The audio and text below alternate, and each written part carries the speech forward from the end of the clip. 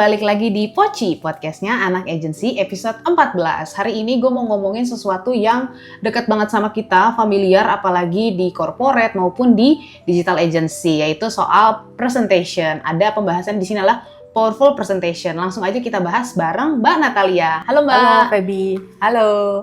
Nah, langsung aja nih Mbak, gue mau sebelum masuk ke topik, mau nanya gimana menciptakan first impression yang baik ke klien. Jadi yang pertama, kita datang ke klien itu pastinya berpakaian rapi, kan? Rambut jangan berantakan gitu kan.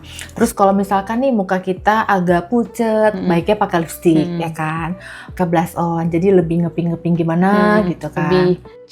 Lebih cerah gitu kan, nggak kelihatan kayak kurang tidur lu ya gitu.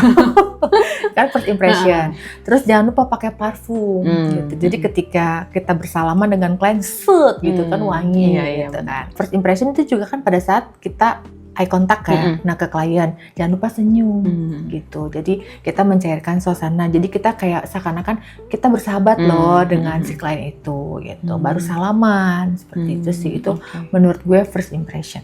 Oke, berarti visual banget ya Mbak memang? Iya, visual. Manusia itu pasti visual gitu ya. Apalagi kalau cewek nih, dia cantik gitu ya. Atau cowok dia ganteng. Itu udah plus satu, Itu udah karunia dari atas. Ada yang terselesaikan beberapa persen gitu berarti ya? Plus satu lah. Lanjut ke topik nih Mbak, masuk. Sebenarnya powerful presentation itu apa sih Mbak? Oke, powerful presentation itu bagaimana ketika kita presentasi, ya kan, apa sih konsep kita, masukan gagasan kita itu dapat diterima, dapat dipahami dengan baik gitu loh sama si klien gitu. Sebenarnya poinnya itu dari materi yang menarik, penyampaian yang menarik gitu ya, dan gerak tubuh yang sesuai gitu. Jadi intinya adalah apa yang mau kita sampaikan itu dapat diterima dan dapat dimengerti, itu powerful presentation. Intinya begitu. Tadi kan Mbak Nat menjelaskan intinya dari powerful presentation itu. Tapi sebenarnya presentasi yang baik itu kayak gimana sih Mbak?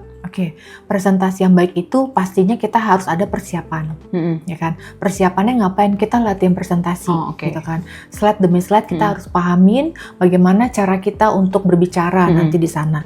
Terus setiap slide itu kita ambil inti pokoknya itu apa sih gitu yang mau kita sampaikan ke klien. Karena kalau misalkan kita membaca gitu ya, orang akan boring kan denger ya.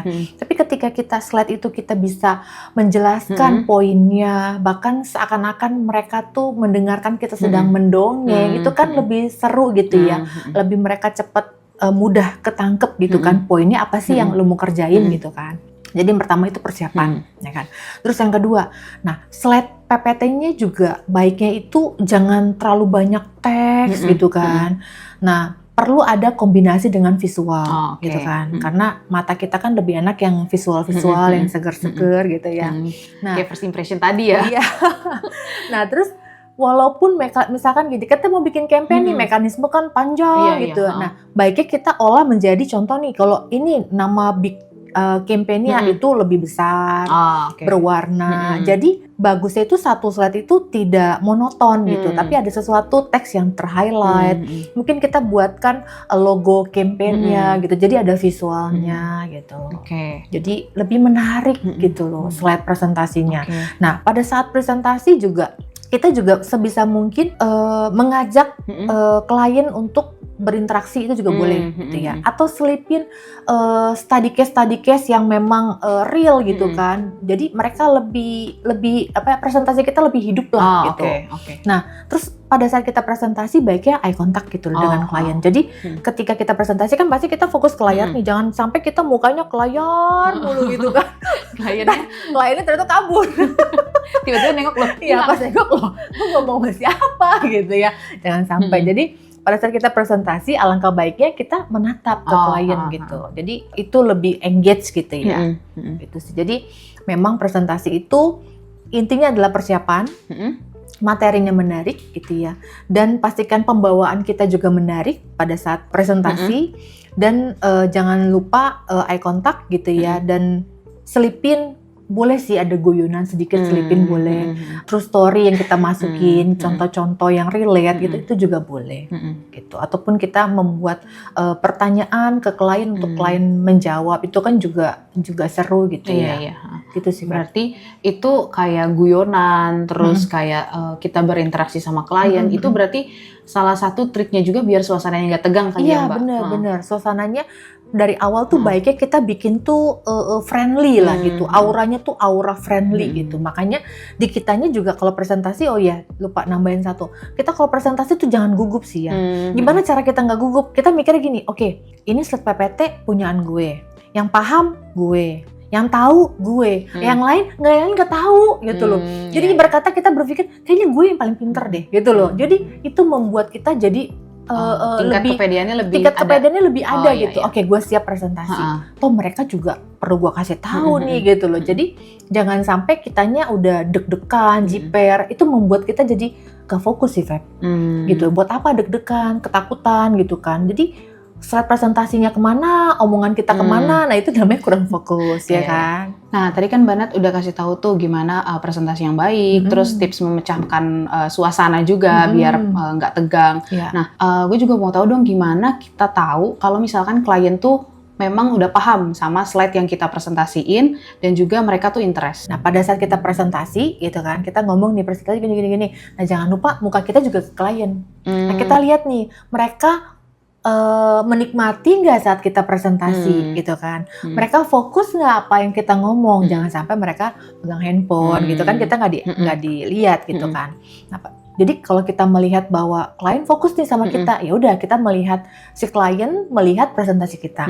Nah pada saat dia bertanya, ini kenapa begini gitu kan. Nah berarti terlihat dia tuh interest gitu loh. Nah interest itu kan juga terbagi dua nih, interest ke negatif atau ke positif gitu kan. Jangan sampai ternyata slide presentasinya gitu kan, konsep yang kita tawarkan itu melenceng gitu kan, makanya dia banyak bertanya, kenapa kamu bikin gini gitu kan, bahaya ya. Tapi anggaplah ini positif gitu kan, dia bertanya perihal yang menurut dia ini menarik nih, kenapa bikin kayak begini, lalu opsinya bagaimana dengan KPI-nya segala macam. Nah itu menjadi acuan bahwa ini klien mengamati, ini klien memahami dan dia akhirnya bertanya karena dia interest. Oke, makin diulik, makin banyak bertanya. Ya, berarti semakin kita juga tahu kan, oh ternyata pola pikir klien seperti ini ya gitu loh. Klien mau kayak begini ya gitu. Berarti itu juga bisa jadi nilai plus nggak sih? Ternyata apa yang kita sampaikan tuh menarik perhatian klien. Betul. Jadi mereka nggak bosan ya. Iya. Oke, tadi kan Mbak Nat udah ngasih banyak tips tuh gimana presentasi yang baik, terus memecahkan suasana, terus udah gitu ngasih tahu gimana caranya klien tuh paham gitu. Nah tapi gimana kalau misalkan situasinya nih kita udah datang ke tempat ini terus disamperin sama PIC-nya, Mbak Nat nanti direktur atau BOD kita ikut in charge ya karena mereka mau tahu nih konsepnya kayak apa. Nah itu kan mungkin ada beberapa orang yang mungkin termasuk aku gitu kayak jiper, aduh ternyata bosnya gitu tuh ya, ikutan gitu. Nah itu gimana tuh cara ngatasinnya, karena kan suka yang udah prepare tadi tiba-tiba langsung agak drop gitu ya. Kalau gue malah melihat ada BOD-nya nih, ada direkturnya, bagus Feb.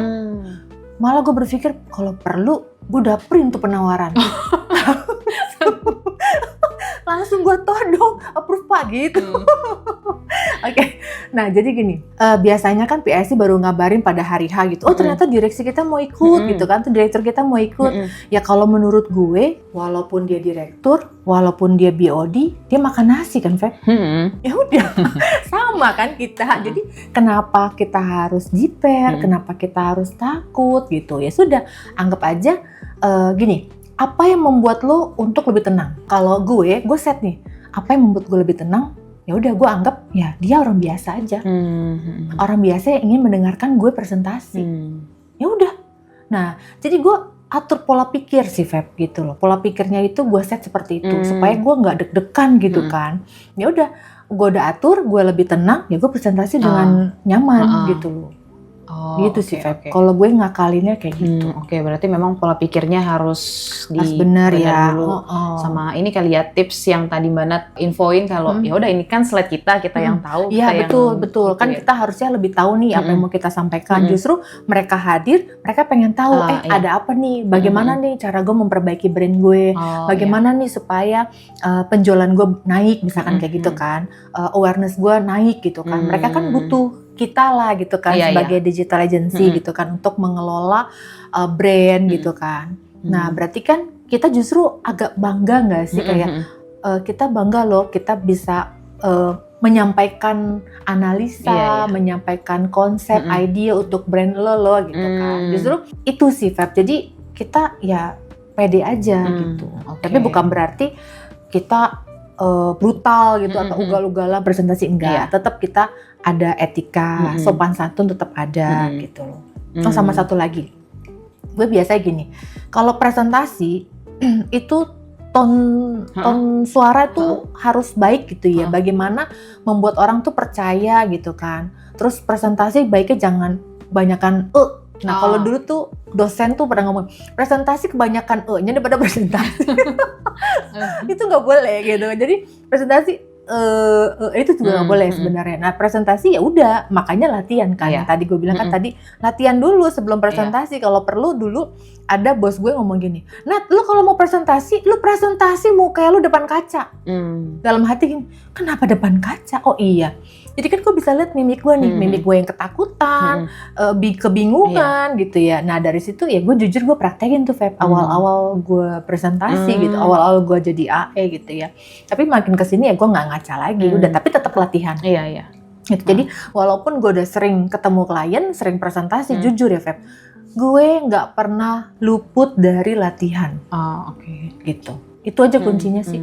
Jadi slide-nya udah ngelotok lah pokoknya ya. Udah tinggal kita diskusi aja ntar sama klien maunya kayak gimana. Itu sih saran gue ya, nggak usah panik. Oke deh Mbak Nat. Thank you banget nih tipsnya dari yang awal kita penampilan dulu harus dilihat, terus apa yang disampaikan, gimana cara kita presentasi dan klien memahami interest gitu. Sama kayak interaksi sama kliennya juga biar kita nggak fokus nih ngeliatin layar. Ntar kliennya hilang.